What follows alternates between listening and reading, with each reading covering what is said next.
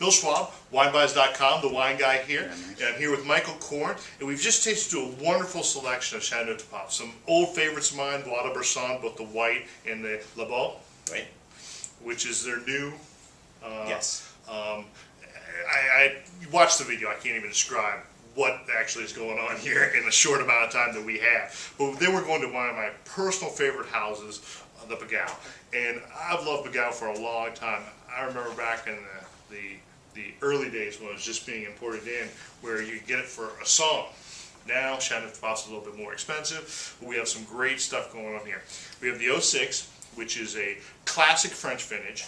We have the 07, which is a very new world hedonistic, and then we got the new release, which is the 08. I think it's important to point out too that wines like Pegau at one time were affordable, and then with all the attention and the fact that they over-delivered at their price points when nobody knew about them, over time the attention from the wine critics made these wines expensive. Oh, definitely. But they're still incredible values when you think about the competition is really sometimes much more expensive, like Beaucastel and Vieux Telegraph. The whole ChdP region has moved up to where it is now priced according to what it is. But those higher end houses don't deliver what these guys can deliver for a half to a quarter of the price. That's where the value lies. Even though it appears to be more expensive than these, it's still bringing value because of where the quality level is. Exactly. And we're going to start off with the 06. Yeah, I'll pour you first because I like you, Mike. I don't care what everybody else says about you. Merci.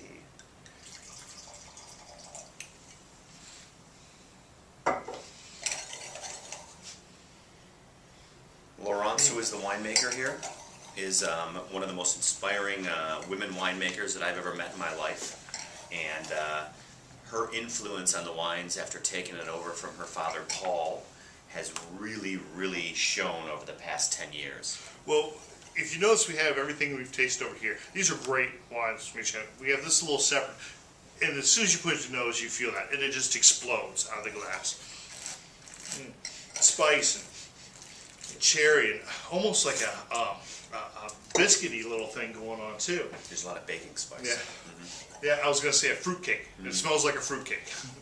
In a good way. Oh, the finish is incredibly long though. Just hangs on.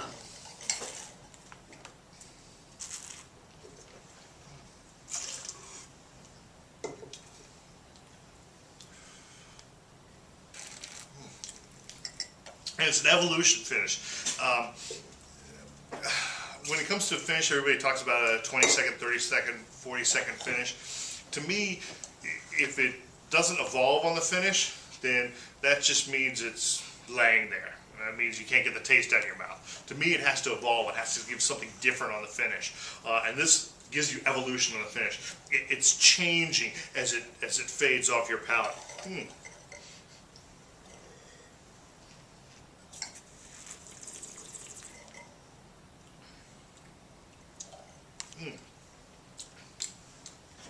Not as full-bodied as some of the other examples of Pegau that I've had, but that's the vintage. And that's what a traditional French ChdP is about. They're not supposed to be huge wines. They're not supposed to be monsters. They're supposed to give you a lot of flavor, a lot of complexity, a lot of depth of character. There's a lot of different grapes going on here. 13 reds legally to be grown in the area and used. Pegau basically sticks with the main three, if I remember correctly. Sometimes she has a little old vine Carignan, but for the most part it's Grenache mostly, Syrah, and Mourvèdre. The holy trinity of the ChdP grapes. This is going to take a little while. I'm going to enjoy this over the day because it really is going to evolve more and more as it opens up. Traditional French, traditional complexity. What are we doing with the price on these two? Didn't we do something crazy? Yeah. Normally $69.99. That's our everyday price here. We're going to $64 for the week and for the tasting today, which is really spectacular to get your hands on a Pegau. There is some tannin, now that we haven't tasted for a couple of seconds, there is some tannin in that 2006 that suggests that this wine is going to age really better than any wine on this table. I've never had a Pegau that didn't age well. And age gracefully. 2002. 2002. 2002 had that funky little peanut butter thing going on in the background of it. The canoe vintage. Yeah. You had to ride in a canoe when you did harvest. There was so much rain. Weren't they rescuing purveyors off with helicopters? They're rescuing wild boar. Right. Well, they're rescuing actually drowning in the growers and because their vineyards and their chateaus flooded, so they had to be helicoptered off. Some vintners had to be helicoptered off. No, too. Very, very difficult. Vintage. Yes, difficult vintage. Delicious stuff. Thank you, Mike. Thank you.